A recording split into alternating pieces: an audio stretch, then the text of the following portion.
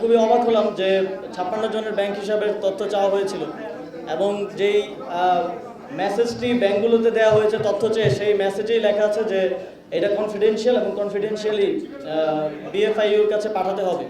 কিন্তু বিএফআইউর যে অফিসিয়াল সাংবাদিকদের গ্রুপ, সেখানে তারা সেই কনফিডেন্সিয়াল ইনফরমেশনটা তারা নিজেরাই পাবলিক করলেন। আমি মনে করি একজন নাগরিক হিসেবে এটা একজন নাগরিকের প্রাইভেসি নষ্ট করা, এবং এটা আপনারা যদি অনুসন্ধান করতে চান অনুসন্ধান করেন। আপনারা এটা আলাদাভাবে 56 জনেরটা না দিয়ে 55 জনেরটা না দিয়ে আমারটা আলাদাভাবে সাংবাদিকদের গ্রুপে দিয়ে প্রচার করতে বলাটা আপনাদের যেই হীন উদ্দেশ্য সেটাকেই প্রকাশ করে।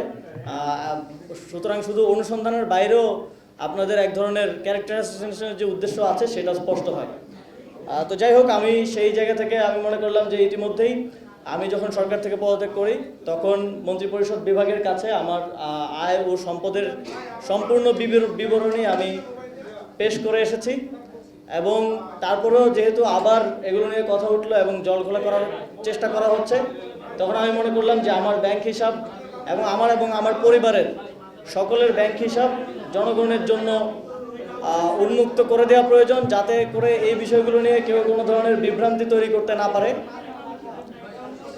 আমি গতকালকে যদিও বলেছিলাম যে আমি আমার ব্যাংক অ্যাকাউন্টের স্টেটমেন্ট পাবলিশ করব, কিন্তু পরবর্তীতে ভাবলাম যে আমার পরিবারের সকলের ব্যাংক অ্যাকাউন্টের হিসাব সহ উন্মুক্ত করি, যাতে এই বিষয়গুলো নিয়ে আর কোনো প্রশ্ন অবশিষ্ট না থাকে। আমি একটু আমার ফ্যামিলির যেই ব্যাংক হিসাবগুলো আছে সেগুলোর একটু সামারি যাই, তারপরে আমার ব্যাংক অ্যাকাউন্টগুলোর ব্যাপারে ডিটেলস দিব। এই সবগুলো স্টেটমেন্ট আপনাদেরকে আমাদের যেই গ্রুপ আছে সেই গ্রুপে সফট কপিগুলো আপনাদেরকে সেখানে প্রোভাইড করা হবে, সেখানে আপনারা আরও বিস্তারিত দেখে নিতে পারবেন। এখন আমি সামারিলি বলছি, যেহেতু অনেকগুলো অ্যাকাউন্ট। আমার বাবার 5টা অ্যাকাউন্ট আছে, এর মধ্যে salary account, active account, savings account এবং কারেন্ট অ্যাকাউন্ট রয়েছে। তার মধ্যে 5টি অ্যাকাউন্ট মিলে মোট ক্রেডিট আছে 5,47,711 টাকা। কিন্তু আমার বাবার সার্ভিস লোন আছে, তিনি যেহেতু শিক্ষক, তিনি 10 লাখ টাকার একটা সার্ভিস লোন নিয়েছিলেন, যেটা প্রতি মাসে কেটে ওনার স্যালারি থেকে কেটে নেওয়া হয়। সার্ভিস লোন এখনও পেমেন্ট বাকি আছে 6,39,746 টাকা। সুতরাং যা ক্রেডিট আছে সেটা যদি বাদ দিই আমরা, তাহলে তিনি এখনও 82,035 টাকার মতো দেনায় আছেন আর কি। আর আমার মায়ের একটাই অ্যাকাউন্ট আছে, সেখানে 21,154 টাকা আছে। আমার স্ত্রীর একটা অ্যাকাউন্ট আছে, সেখানে 613 টাকা আছে। আমার নিজের 2টা অ্যাকাউন্ট আছে, দুইটার মধ্যে একটা আমার ব্যক্তিগত অ্যাকাউন্ট, সেটা হচ্ছে জনতা কোন ব্যাংক, এটা সোনালী ব্যাংকে, সেটাতে এটা আমার সেভিংস অ্যাকাউন্ট, এটাতে 9,930 টাকা আছে। আর আরেকটা হচ্ছে আমার স্যালারি অ্যাকাউন্ট, যেটা আমার গভর্নমেন্টে থাকা অবস্থায় স্যালারি সহ গভর্নমেন্টের আরও যেই টিএডিএ সহ যেই লেনদেন, সেটা এই অ্যাকাউন্টের মাধ্যমেই হতো। এই অ্যাকাউন্টে আমি একটু ডিটেলস বলে রাখি, আমি 16 মাস দায়িত্বে ছিলাম। 16 মাসের স্যালারি 1,65,000 করে গড়ে স্যালারি এবং ভাতা সহ এর আশেপাশে কম বেশি করেছিল।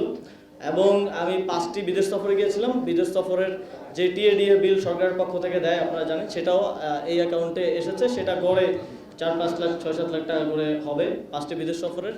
এর বাইরেও দেশের সরকার থেকে আরও বিভিন্ন খাতে বিভিন্ন যে ভাতা সব মিলিয়ে এই অ্যাকাউন্টে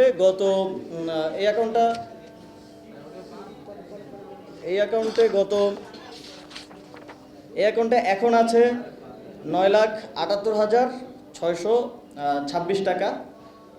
এবং এই অ্যাকাউন্টে মোট ট্রানজ্যাকশন, মোট ক্রেডিট হয়েছে আমার স্যালারি ট্যালারি সব কিছু মিলিয়ে, এবং সরকারের দায়িত্ব গ্রহণ করার আগেই 50,000 টাকার মতো ছিল। তারপর সব মিলিয়ে ক্রেডিট হয়েছে মোট 85,81,000 টাকা, আর ডেবিট হয়েছে 76,03,000 টাকা। এখন আছে 9,78,000 টাকা। তো মোট আমার 2টা অ্যাকাউন্ট মিলিয়ে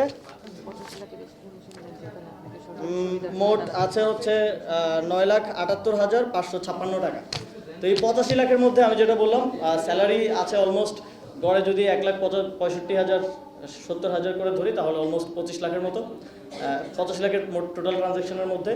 আর 5টা বিদেশ সফরের প্রায় 35 থেকে 40 লাখ টাকার মতো হবে। আপনারা ডিটেলসে যখন সফট কপি আমরা দেবো সেখানে দেখতে পাবেন। এবং এর বাইরেও আরও নানা সরকারের ভাতাদি এবং অন্যান্য আরও খরচ। এবং এই অ্যাকাউন্টে আমি ক্লিয়ার করতে চাই, এই অ্যাকাউন্টে শুধুমাত্র যেই টাকাটা এসছে পুরোটাই সরকারের যে মন্ত্রিপরিষদ বিভাগের একটা সাইট আছে আইবাস প্লাস প্লাস, যেটা দিয়ে মন্ত্রীদেরকে এবং সচিবদেরকে স্যালারি প্লাস অন্যান্য যেই ইয়াগুলো দেওয়া হয় শুধুমাত্র সেখান থেকেই টাকা ক্রেডিট হয়েছে এবং এর বাইরে থেকে অন্য কোনো উৎস থেকে টাকা ক্রেডিট হয়নি। এই পুরো লেনদেনটাই সরকারের সাথে এবং এটার পুরোটার রেকর্ড মন্ত্রিপরিষদ বিভাগে আছে, আপনারা সেখান থেকেও চাইলে নিয়ে নিতে পারেন।